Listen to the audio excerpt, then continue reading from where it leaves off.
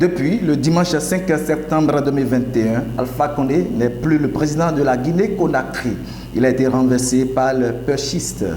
Le pays est désormais dirigé par l'actuel homme fort, le lieutenant-colonel Mamadi Doumbouya, l'acteur principal de ce coup d'État. Depuis ce jour, le président Condé est encore gardé dans les mains des hommes en uniforme. Pour décrypter de cette actualité qui défraie la chronique dans l'État guinéen, je reçois sur ce plateau M. Bernard Dossa, alias Bernard Copé. Il est historien. Bonjour Copé. Bonjour monsieur le journaliste. Merci d'accepter l'invitation.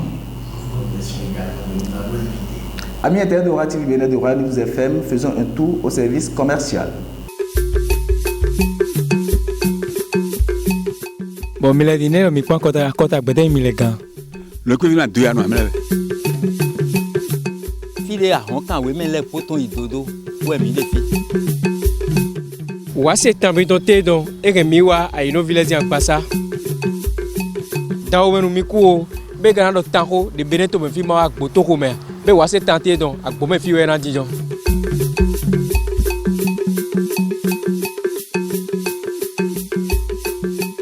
A gomando mo ihome be mina wa la dato me bona goma kan po sina dada po de gbe jigla ala da kolu mi ka po mi to se ta mi to konu.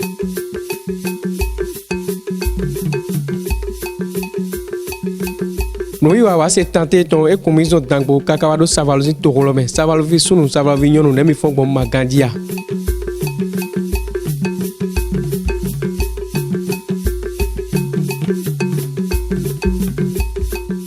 Boy quand on remet à Bangba ou nous y va se tenter dans et plan mi wa dijo.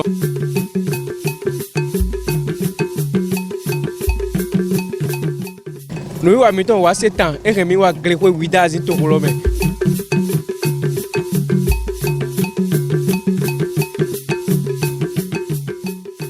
À nouveau salut. Alpha Condé n'est plus le président du pays de Sékou Touré, le père de l'indépendance guinéenne, suite à un coup d'État pour avoir révisé la Constitution afin de briguer un troisième mandat. Le lieutenant-colonel Mamadi Doumbouya et ses hommes de main l'ont renversé le dimanche 5 septembre dernier suite à un coup d'État. Quelle appréciation donnez-vous à cette situation qui est d'actualité en Afrique de l'Ouest et dans le monde entier, M. Copé? Avant de parler peut-être des appréciations qu'on se doit de donner à la situation de Guinée-Conakry, il faut peut-être rechercher à connaître chaque acteur de ce coup d'État, impliqué dans ce coup d'État. Voulez-vous parler des mains invisibles? Des mains invisibles non seulement, mais il faut connaître chaque personnage. D'abord qui est Alpha Condé, et qui est Mamadou Doumbouya. Et qui est le support de chaque acteur dans cette situation qui secourt aujourd'hui le peuple guinéen. Et quand nous allons faire une rétrospection dans le passé, parce qu'il faut toutefois reconnaître que le présent est tributaire du passé, c'est-à-dire tout ce qui nous arrive dans le présent, nous avons déjà fait des erreurs, peut-être nous avons déjà fait des efforts dans le passé. Alors, Guinée-Conakry, c'est quel pays, c'est quel État d'abord? Comment le Guinée-Conakry a accédé à son indépendance? Qui est le père de son indépendance? Et à cette question, nous ne pouvons que retrouver d'abord la fondation d'une république de Guinée-Conakry, avec à l'origine de la fondation, nous devons retrouver Sékou Touré, qui déjà le 2 octobre 1958 a été reconnu comme président du Guinée-Conakry, le président d'abord de l'indépendance. Et ce mandat, nous devons reconnaître que ce mandat était d'abord un mandat socialiste, mais entièrement panafricain. Quand je dis entièrement panafricain, ça dit, Sékou Touré, dans un premier temps, sinon dès l'origine, a voulu faire du Guinée-Conakry un État sans concours, sans parrain des Européens. Donc il a fait d'abord de ce mandat, de son temps, un mandat socialiste où tous les pouvoirs, toutes les forces souveraines ont participé au développement. Mais il faut savoir que quand on parle de l'indépendance, c'est comme un enfant à qui on donne le pouvoir de s'autogérer brutalement. Parce qu'on revenait de très loin, il faut parler de l'histoire de l'esclavage, les pillages qui ont lieu dans ces pays. Alors, il faut dire plutôt que des rescapés d'une situation esclavagiste se sont retrouvés indépendants. Mais quelle indépendance? C'est là la première question. Alors, est-ce que Sékou Touré, est-ce qu'on lui a donné le temps de développer les projets qu'il a pour le Guinée? Comment Sékou Touré a-t-il terminé? Voilà. Ce sont là des questions auxquelles il faut pouvoir répondre avant de retrouver un certain Alpha Condé qui aujourd'hui a été renversé par qui? Par Mamadou Doumbouya, qui est lui un militaire français. Français. Il dit français. Il est africain, mais il a servi des unités françaises en France. Et c'est Alpha Condé qui a peur du terrorisme, qui l'a fait venir à créer une force spéciale au-dessus duquel la force spéciale militaire, au-dessus duquel il a nommé Mamadou Doumbouya comme le commandant de cette unité. Le grand homme, d'accord, je l'ai dit, le grand homme, c'est-à-dire le haut gradé des militaires qui doivent ramener la paix et lutter contre le terrorisme. Mais qui sont les terroristes? Quand on parle du terrorisme, qui sont ceux-là? Que revendiquent-ils les terroristes? Qui les arme? Qui est en train de militariser, qui fournit des armes aux terroristes qui sont en activité, qui sont en train de détruire la paix? Vous avez sûrement des réponses à cette interrogation. Il ne suffit pas d'avoir des réponses à ces interrogations. Mais ce sont là des interrogations dont les réponses doivent nous amener à mieux comprendre ce qui se passe en Guinée-Conakry. Alors si aujourd'hui, Alpha Condé a été renversé, pourquoi? Il comptait certainement sur celui qui l'a renversé. Il comptait sur lui, évidemment. Il comptait sur lui. Je ne sais pas si vous comprenez. C'est comme on dit, un retour à l'envoyeur. Voilà. C'est ce qui s'est passé. D'accord. Mettons cela de côté. Il ne faut pas parler de retour à l'envoyeur tout de suite. Quelles sont les erreurs qu'Alpha Condé lui-même a faites et que ces erreurs lui coûtent aujourd'hui ce qu'il est en train de vivre? Puisqu'il est un président démocratiquement élu. Le premier président démocratiquement élu. Alors, un président démocratiquement élu, c'est un président dont les responsabilités, la gouvernance est siégée sur une constitution donnée. Alors, est-ce que, quand c'est en respectant absolument les clauses et tests de cette constitution que Alpha Condé a été renversé, et celui qui est en train de faire renverser Alpha Condé, est-ce que c'est en travaillant pour la paix contre le terrorisme qu'il a réussi à comprendre qu'il faut renverser Alpha Condé? Je ne saurais répondre à ces interrogations. Voilà là des équations qui doivent nous aider à résoudre la situation qui prévaut aujourd'hui en Guinée-Conakry. Donc le tout ne suffit pas de parler de la politique. Si nous connaissons ceux qui sont en train de fournir des armes de guerre aux terroristes, ceux qui sont en train de payer ces soldats civils, je veux dire, et nous allons reconnaître forcément pourquoi Alpha Condé a amené Mamadou Doumbouya pour venir assurer sa sécurité. D'accord? Et si aujourd'hui, nous voyons ce président des pucistes arracher le pouvoir à Alpha Condé, mais qu'est-ce qui prouve que les supports qui sont en train d'alimenter le terrorisme ne sont pas les mêmes à l'origine de la force des pucistes? C'est vraiment une grande c'est une interrogation. Oui. C'est une interrogation. Ce n'est qu'une interrogation. Oui, c'est ça, il dit. Alors, nous avons peut-être tenté d'étudier la biographie de Mamadou Doumbouya, ce que je ne peux pas tout de suite. Mais il faut reconnaître qu'il a servi l'ordre de l'État français. Et que recherche l'État français sur les territoires africains? Non, c'est une question. C'est une question, mais il faut reconnaître que c'est la France qui a colonisé ces États-là. Non, quand on dit, c'est le pays on parle de la colonisation, on parle de l'indépendance, on parle d'un président démocratiquement élu, d'accord? Ça veut dire si les présidents, il va en France, c'est qu'il est président du Guinée-Conakry en France, comme Emmanuel Macron vient par exemple au Guinée. Oui. Ça dit, ils vont se parler entre collègues présidents. Président, oui. Ça, on nous parle de l'indépendance. Ah, mais les pays indépendants sont toujours sous l'autorité de leurs colonisateurs. Ça, il faut l'avouer. Bon, d'accord. Alors, si c'est ça, on a pu appeler les présidents, les chefs d'État africains présidents. On va plutôt les appeler des préfets. Donc, si c'est ça, le débat sera assez compréhensible et bien illustré pour les téléspectateurs de Royal TV. Donc, dans un premier temps, il faut connaître qu'aujourd'hui, Mamadou Doumbouya est en train de rechercher la paix pour le Guinée-Conakry. Ah, donc c'est à cause de la paix que... mais je dis qu'il est en train de rechercher la paix parce que pour lui, Alpha Condé est en train de faire la guerre aux terroristes et on l'a invité pour faire la guerre aux terroristes. Mais dans son incapacité de faire la guerre aux terroristes, il a cru qu'il faut maintenant prendre la sorbité et régler les conflits qui sont à l'origine. Je ne sais pas si vous comprenez un peu ce que je suis en train de dire. Ça suit. Voilà. Donc, ce qui s'est passé, c'est inadmissible du point de vue historique.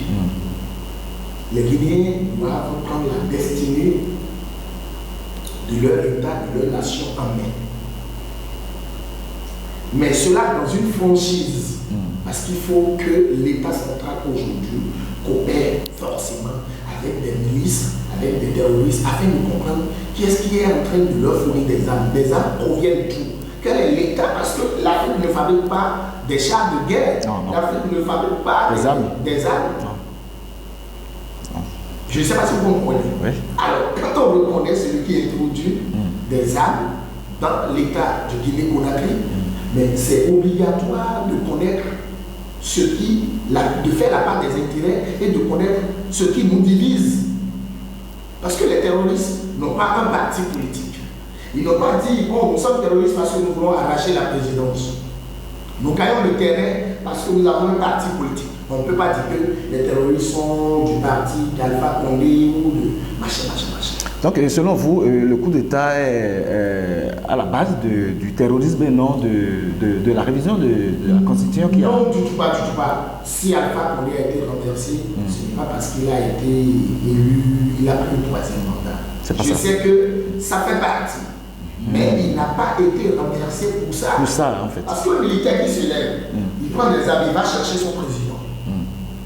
C'est un projet élaboré, il doit avoir du support financier, il doit avoir un support militaire. C'est fort. C'est pas n'importe qui d'ailleurs. Il doit avoir un support intellectuel bien détaillé, c'est-à-dire c'est un plan. Un projet bien écrit. Un projet bien écrit, il a été dans une école, on lui a fait toucher du doigt comment faut-il opérer de telle circonstance à telle circonstance, que faut-il faire et comment parvenir les résultats, les perspectives. Il paraît même que c'est la formation qu'il a même suivie. Hein. Il a fait des formations sur comment régler ces situations-là. Hein. Donc, du coup, pas question de quoi, d'abord en tant que Guinéen, je ne vais pas dire en tant que Guinéen, en tant qu'Africain, pas question de croire que ce coup d'État a fait du bien à l'État guinéen. Ça fait de la même manière que le troisième mandat que Guinée-Conakry et le président Alpha Condé est en train de vouloir garder pour le compte du peuple guinéen, de la même manière que ce mandat ne fera pas du bien aux Guinéens. Ce qu'il faut retenir, peut-être, c'est ceci. C'est vrai, le verre est tiré, ça ne reste qu'à moi. Donc, il faudrait que Alpha Condé donne sa démission et s'il s'aime vraiment et s'il aime les... Alpha Condé aurait refusé de signer sa démission, raison pour laquelle il serait encore gardé. A-t-il raison, selon vous, de reconnaître cette défaite, même si elle est forcée? Alpha Condé doit reconnaître obligatoirement sa défaite. Parce qu'il a failli à quelque part. D'accord? Et c'est à base de ses faiblesses, l'ennemi s'est appuyé pour l'avoir. C'est la plus grosse erreur qu'il ne faut jamais faire quand vous vous dites panafricain. C'est ça. Il faut être légal dans le panafricanisme. Il ne faudrait pas que certains croient que oui, nous sommes panafricains. Si nous sommes panafricains, nous sommes des rois et on ne peut pas nous détrôner. C'est des faiblesses que nous exposons. Il faut être panafricaniste, mais légal. Légal, d'accord? Et l'autre volet, s'il aime le peuple guinéen, il doit signer sa démission. En signant sa démission, il permet aux pichistes de avancer dans leur processus et de montrer leur faille. Parce qu'ils vont montrer forcément leur faille. C'est clair. Quelle conférence qu'on va dire? Je ne sais pas si vous voyez un peu ce que je dis. Et ça va permettre aux autres partis politiques de coopérer. Alors, si ces partis coopèrent et qu'ils doivent encore modifier la Constitution, c'est aux pichistes de le dire. Et ça peut aider Alpha Condé à revenir. À revenir. Ah oui, il faut savoir jouer. Parce que c'est la politique. D'accord? Mais de donner le pouvoir à forcément pour dire que, bon, il y en a des présidents qui veulent le faire. Moi, on n'a pas besoin d'être militaire avant d'aller détrôner un président qui est à l'encontre d'une constitution. Ah bon? Ah mais du tout pas. Donc un civil peut détrôner. Mais c'est parce que c'est le militaire le veut vivant. C'est parce que le militaire a un plan le veut vivant.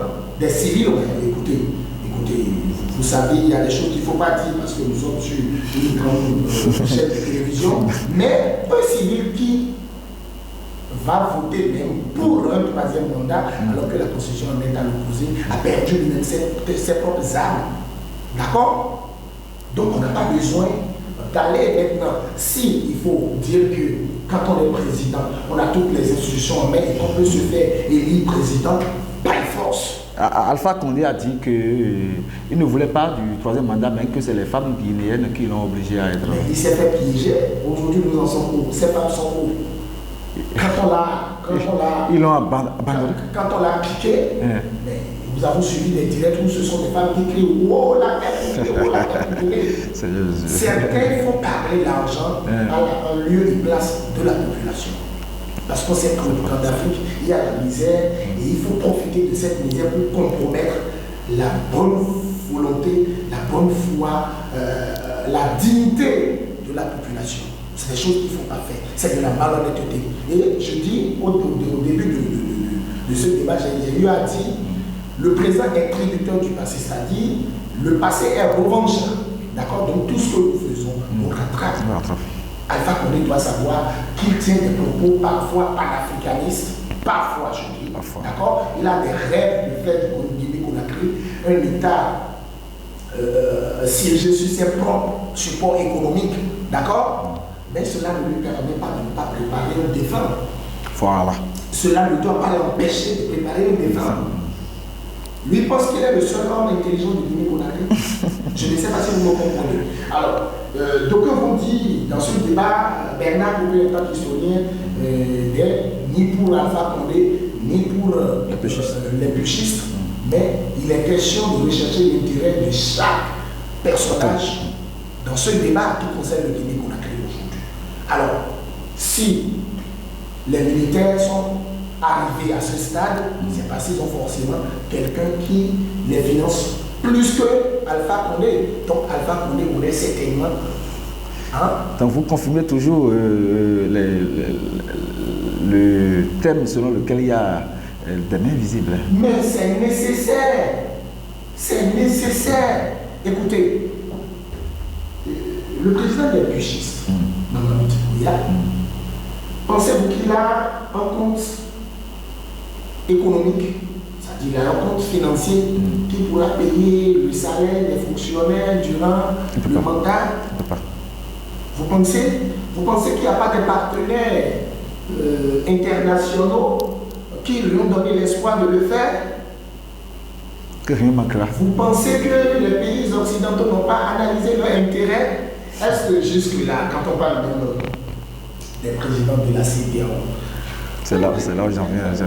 Permettez-moi de vous dire, M. Copé, la communauté économique des États de l'Afrique de l'Ouest, CEDEAO, condamne rigoureusement ce coup d'État et réclame la libération immédiate du président Condé. Au lendemain du putsch, les chefs d'État des pays membres de cette institution régionale se sont réunis par vidéoconférence pour analyser la situation. Le président libérien George Weah aurait déclaré, je cite, la CEDEAO devrait instituer sur la limite des mandats parce que c'est ça qui est en fait à la base des coups d'État. Si elle ne condamne pas les coups d'État constitutionnels, elle ne doit pas condamner les coups d'État militaires parce que le problème part de là. Fin de citation. Il est même allé plus loin en citant les noms de quelques présidents qui ne veulent pas quitter le pouvoir. Vous infirmez cette déclaration du président Weah ou vous la confirmez? Mais je confirme, Georges Weah. Je confirme depuis le début de ce débat, je confirme Georges Weah. Ah bon. Et quand on parle des présidents, des chefs d'État, membres de la CEDEAO, la commission CEDEAO, je dis, mais il faut plutôt parler des commissions des préfets. D'accord? Ils ne sont pas des présidents? Mais écoutez. C'est celui qui donne l'argent, c'est lui qui donne les ordres. Ils sont quand même élus hein, après des élections. Ils sont élus après des élections. Ils sont dans une commission dont les activités sont payées par une organisation mondiale. Ah, la CEDEAO n'est-elle pas autonome? Mais c'est là où j'en viens, mon cher journaliste. Monsieur Eric, reconnaissez d'abord que jusque-là, la CEDEAO n'a pas un seul compte où ils vont partir en mission et que c'est les États africains même qui nous font sortir de l'argent pour se payer les frais de mission. Ah bon? Quelles sont les activités que les pays membres de la CEDEAO ont organisées et que sans la participation financière des pays occidentaux? Mais c'est là le vrai problème. Vous parlez des préfets, vous comparez, vous confondez les présidents. Non, vous confondez, je veux dire, un président à un préfet. Et là, il n'y a pas de débat. Nous parlons le français. Et appelons chien par chien, appelons chat par chat. D'accord? Que déjà, ces présidents ne sont pas autonomes, ils ne sont pas indépendants. Ça veut dire de façon rationnelle, ils ne peuvent pas donner leur avis sur la situation qui provoque en Afrique. Impossible. C'est là le vrai problème. Donc, je ne crois pas que des péchistes ont un ordre à recevoir forcément de la CEDEAO. Mais plutôt... Le cas Mali est là. Mais plutôt de la main invisible qui a financé le mouvement, qui finance le mouvement. Reste à savoir si jamais le président des péchistes compte sur ses propres relations. Je ne sais pas si vous voyez. Parce qu'il y a d'autres tableaux noirs de ce que nous sommes en train de dire. Oui, le président des péchistes peut se dire, bon, j'ai fait la France, je connais, j'ai fait de bonnes camaraderies avec les Européens, je connais les stratégies qui doivent faire sortir le pays de l'ornière, de l'obscurité ténébreuse, sinon de l'obscurité sépulcrale dans laquelle le pays est en train de sombrer. D'accord? Si c'est le cas, ça dit tous les pronostics que nous sommes en train de miser vont échouer et il pourra réussir à sa mission. Faisons attention, c'est pourquoi il dit il faut faire la part des intérêts. Mais sur ce plan, nous devons rechercher à savoir mais qui est-ce qui est en train de financer pendant toute une guerre. D'accord? Oui. Mais qui finance ou qui est en train d'alimenter son courage. Parce qu'on dit l'homme fort, oui, homme fort militairement, mais il n'est pas l'homme fort de façon humaine. D'accord? Non. Quand on dit quelqu'un est fort, on dit il est fort, chacun connaît comment il est fort. Ça, c'est un autre débat. Ça, c'est un autre. Voilà. Mais, sur quoi se repose son courage? Son courage. Maintenant, pourquoi il y a eu trahison entre les deux hommes, Alpha Condé et le président, l'actuel président, parce que... Les deux connaissent la raison. Voilà, les deux connaissent la raison. D'accord? Alors, que proposeriez-vous, M. Copé, à la CEDEAO pour éviter les coups d'État dans ces pays membres? Non, je vais peut-être répondre à ce que je vais proposer aux préfets membres de la CEDEAO. Non, ce que vous dites, c'est vraiment grave. C'est le président. Je reconnais que nous sommes sur un plateau de télévision et ça peut être compromettant. D'accord? Mais appelons le chien par chien, le chat par chat. C'est clair, nous sommes tous des Africains. Et si nous sommes tous des Africains, il faut qu'on soit en mesure de dire la vérité à nos autorités. Puisqu'ils sont nos autorités. D'accord? S'ils sont nos autorités, ce que je vais leur proposer, et en tant que président, voilà, il faut qu'ils restituent d'abord les valeurs cardinales d'un président. Je ne sais pas si vous comprenez. Oui. Il faut qu'ils se multiplient eux-mêmes par la population pour mériter la dignité souveraine que l'on leur reconnaît. D'accord? Et s'ils reconnaissent cette dignité, en somme, les présidents membres de la commission de la CEDEAO doivent maintenant rencontrer les partis politiques. Parce que le problème n'est pas au niveau des militaires. Non, non.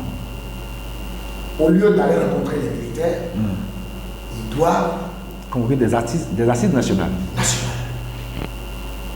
Écouter les uns les autres et faire la part des intérêts en jeu. C'est ce qu'ils doivent aussi faire dans tous les États africains. Où il y a des échauffourées, où il y a des malentendus, des malcompréhensions qui font péter des armes. Donc, ils doivent écouter les partis politiques, les chefs religieux, et que ce soit une conférence nationale. Les centrales syndicales. Une conférence nationale en quelque sorte. Auquel ils doivent participer et faire la part des choses. Alors, quand la part des choses sera faite par rapport à la question du terrorisme, je crois que ça regarde toute l'Afrique. S'il y a terrorisme parce que nos frontières sont ouvertes. Oui. Les frontières sont ouvertes aux armes à feu, c'est-à-dire ce n'est plus trafic. C'est-à-dire on les fait rentrer comme de l'air. Et au point où aujourd'hui, dans ce pays, on ne connaît pas qui détient la clé des armes. C'est vrai. Il y a l'insécurité. D'accord? C'est comme demain, on peut apprendre qu'un militaire avec un État à Mamadou Doumbouya pour le remplacer. Oui. Je ne sais pas si vous comprenez. Ça s'est passé en Mali. En moins d'1 an, il y a 2 coups d'État. Donc, alors, je proposerai aux présidents africains, s'ils remplissent les conditions que je viens de décrire tout à l'heure, c'est-à-dire ils vont se multiplier, chacun va se multiplier par son peuple et apporter les douleurs et la souffrance de ces peuples. D'accord? Et quand ils vont le faire, je crois que la résolution, elle sera classique et conforme pour tous les États africains. Mais quand nous allons en mission au Guinée-Conakry, alors le président français m'appelle Bernard, et arrivé là-bas, il faut voter pour telle cause. Eric, le président Biden t'appelle, te dit, il faut voter pour telle cause. Et que nous venons, parce que nous comptons déjà sur les décisions de nos proches. Je ne pense pas qu'il y aura la paix. C'est vrai. Le président Condé sera contraint en exil après sa libération. Qu'en pensez-vous? Non, il doit faire la prison. Pourquoi? Il faut qu'il aille en prison. À la CPI? Oui, non pas à la CPI. La CPI, c'est toujours les mêmes personnes, c'est toujours les pays occidentaux. Pourquoi il doit aller en prison? Il doit faire la prison dans son pays. Pourquoi? Il doit faire la prison pour avoir trahi la conscience de la Constitution dont il se veut être aussi un premier responsable. Donc c'est l'erreur grave qu'il a commise. Il a commis une erreur très très grave. C'est-à-dire, on ne modifie pas les règles du jeu au cours du jeu. Mais quand vous modifiez, c'est une sanction. Et il faut que chaque Africain, là où je parle, je le dis devant les caméras d'une télévision, je dis je suis prêt à assumer et à assurer, d'accord, les charges de mes responsabilités. C'est ça être homme d'abord. Ça dit il ne faut pas fuir. Non, ce n'est pas parce qu'il va faire la prison qu'il sera mal vu à sa sortie. Mais il va servir de leçon et des uns aux autres, aux jeunes générations qui vont tenter de faire des choses contre leur nation. Je ne sais pas si vous comprenez un peu ce que je dis. Ça va. Il faut que chaque Africain, d'ailleurs quand on dit, je vais profiter de cette émission parce qu'on parle d'ailleurs de l'Afrique pour vous dire, lorsqu'on dit Afrique, certains donnent d'autres définitions, mais selon les Blancs, dans l'Afrique on a le mot affreux qui signifie la peur. Donc l'Afrique vient de affreux. Mais les gens vont vous dire le contraire, on n'a qu'à décoder le mot, on finira par comprendre. Ah, c'est l'histoire d'un historien, ça. Donc, il faudrait que chaque citoyen africain qui pose un acte soit en mesure d'assurer et d'assurer les conséquences et causes. Certains pensent que les conséquences sont là pour nous approuver et que assumer ou assurer les conséquences d'un acte, c'est accepter, être malheureux. Mais non! Mais non! Quelqu'un peut être malheureux et revenir de ses malheurs pour être heureux. C'est vrai. il n'y a que le malheur qui nous reproche et nous indique les voies à suivre pour mériter notre dignité. Donc Alpha Condé, moi je crois à sa place, je vais accepter me faire d'abord détrôner, d'accord? Je vais signer ma démission. Et je vais leur dire que la justice me juge. Une faute. C'est pas facile à le dire. Une faute avouée. Et à moitié pardonnée. C'est pas facile à le dire. Non, c'est vraiment facile parce qu'il a failli à sa mission. Monsieur Copé, pour le retour de la paix en Guinée-Conakry, que proposez-vous à l'actuel homme fort, Mamadi Doumbouya? Oui, à lui, je vais lui dire, à Mamadi Doumbouya, je proposerai ceci, de savoir beaucoup coopérer avec des États occidentaux, surtout la France. C'est ça. Et les autres pays d'ailleurs, parce que ces pays ne visent que des intérêts. Si on se pose la question pourquoi il y a le terrorisme, c'est parce qu'on veut diviser davantage des Africains pour mieux gérer les ressources de leur pays, les matières premières. C'est la raison. C'est la raison. Donc il doit savoir qu'il n'est pas venu dessoucher Alpha Condé pour créer une sorte de fissure ou une autre voie de corruption, d'extraction des ressources du Guinée-Conakry. Non. Il faut qu'il soit catégorique parce qu'aujourd'hui, le peuple peut lui faire confiance. Je dis bien, le peuple guinéen peut faire confiance à Mamadou Doumbouya. Pourquoi? Parce qu'il a la main sur les armes à feu et s'il veut être vraiment panafricain et incarner la mémoire de Sékou Touré, je crois que ce président doit servir des armes pour réglementer le climat, d'accord, de conflit entre les politiques nationales et les politiques internationales. Et quand c'est un militaire qui le dit, je crois que la France doit avoir peur. Et quand c'est Mamadou Doumbouya qui est en train de le dire, mon cher journaliste, je te dis que la France même doit avoir la crainte. Mais pendant combien de temps la ténacité de Mamadou Doumbouya face au mépris, aux menaces des pays occidentaux qui ont forcément besoin des États africains pour mieux vivre? Pendant combien de temps ce président va résister contre ces menaces? Il doit faire une période transitoire et organiser la situation. Oui, il faudrait beaucoup de cette période transitoire. D'abord, ce que je lui propose, voilà, il faut qu'il fasse un état des lieux des ressources naturelles, des matières premières qui font que l'intérêt de Guinée-Conakry est menacé, il fait objet de toute conquête. D'accord? Ça fait un. Tout de suite, il doit faire appel au chef religieux. Il doit pouvoir leur dire la vérité. Il l'a déjà fait. Oui, ça ne suffit pas. Ça ne suffit pas. Il doit pouvoir leur dire, d'abord, son premier gouvernement doit être composé peut-être des chefs religieux. Chefs religieux et société civile? Non, il laisse d'abord la société civile. Ah bon? Attends. Nous avons deux choses qui détruisent l'Afrique. Il y a l'école coloniale et la politique coloniale. Mais dans la politique coloniale, on a la religion qui prend la tête à la politique coloniale parce que les hommes politiques ne peuvent pas accéder au pouvoir sans la contribution, le concours des religieux. Donc si jamais il invite les hommes religieux au gouvernement, on va leur trouver des petits rôles, d'accord, des petites fonctions à assurer. On va leur dire, vous quittez ici, ce que nous disons, ce serait des paroles d'évangélisation que vous allez proférer dans vos églises. D'accord? Je crois que la sensibilisation va vite passer. Et les hommes politiques seront coupés. D'abord, ils coupent tout le monde. Et en coupant tout le monde, il finira par écouter maintenant les hommes parce qu'il va réduire les pouvoirs. Ce que je veux dire, il réduit d'abord le pouvoir de tous les hommes politiques comme il a réduit le pouvoir du président Alpha Condé. Donc, quand il prend chaque parti politique, il lui arrache ses militants. Et il coopère avec les militants. En ce temps, il veut être la voix des sans-voix pour le peuple guinéen. Et je crois qu'il va vite faire. Il va maintenant finir par maintenant dire aux hommes religieux, écoutez, notre délai c'est à tel niveau. Et vous allez me signer un contrat selon lequel vous n'allez jamais rentrer dans la politique. Une chatte. Voilà. Et maintenant les hommes politiques vont reprendre le devant. Ça, le Guinée va faire la soigne politique dans laquelle même le dernier pauvre du village viendra prier dans l'église et écouter ce qui se passe. Nous sommes pratiquement à la fin de cette émission, mais avant, quel est votre mot de fin? Mon mot de fin, c'est de dire aux États africains qu'ils doivent savoir protéger les intérêts souverains. Ce n'est pas seulement au Guinée-Conakry.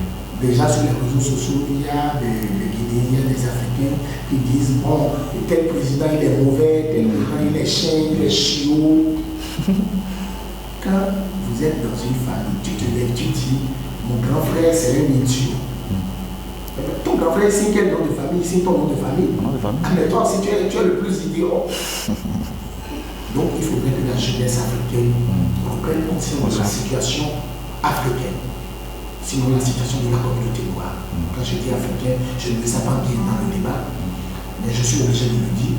Donc il faudrait que chaque jeune se dise l'Afrique est le plus meilleur des continents. Parce que sans l'Afrique, le monde ne peut jamais vivre.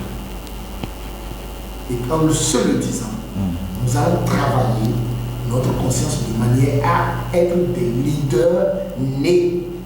Quand je prends la situation de l'esclavage, pour qu'il y ait une économie mondiale, il a fallu que les Occidentaux, les Américains viennent piquer des agriculteurs africains qui sont des agronomes sans aller à l'école. Donc nous devons savoir que l'Afrique c'est un continent parasitiaque et que nous avons le devoir de nous respecter et protéger l'intérêt du continent, l'intérêt souverain. Et minimiser les intérêts personnels parce que ça nous amène bien l'orgueil et de l'orgueil en orgueil, on finit par se faire des amis avec des prédateurs et nous pensons que c'est l'éducation des prédateurs qui est la plus meilleure. Mais c'est faux. Donc je demande tout simplement au peuple africain de prendre conscience de ce qui se passe en Afrique et à la jeunesse de savoir faire la part des intérêts en respectant les constitutions, les codes pénaux. Voilà. Ça dit, parce qu'il s'agit des causes qui régissent le rapport entre des humains que nous sommes et qui nous invitent autour de l'intérêt général à protéger et à partager. Donc voilà mon mot de fin pour tous les Africains. Je n'ai pas seulement parlé de Guinée. Merci, M. Copé. Amis de Royal TV Bénin, de Royal News FM, merci. C'est la fin de cette émission, de cet entretien que j'ai reçu, Bernard Copé, sur le plateau. L'Afrique est la meilleure des continents selon notre invité et la jeunesse africaine doit nécessairement prendre conscience tout en respectant les codes pénaux et les constitutions parce que c'est de là par ce que nous vivons dans les pays qui ont réussi à faire les coups d'État. La prochaine émission sera aussi consacrée au même invité et ce sera autour du thème « Le vaudou est la sorcellerie ». Ce serait le samedi prochain. Merci d'être toujours fidèle à votre télévision Royal TV Bénin. Sylvain Aniglé a assuré le montage et le cadrage de cette émission. Je remercie les internautes, tous les internautes de Royal TV Bénin. Je salue Madame Mathilde Medagbe depuis Italie. Elle est la marraine de cette télévision. Je n'oublie pas également Mathilde Azikpeso depuis Koweït, Sylvestre Sa depuis Sénégal. À tous les internautes, je vous dis merci. Bye bye, à la prochaine.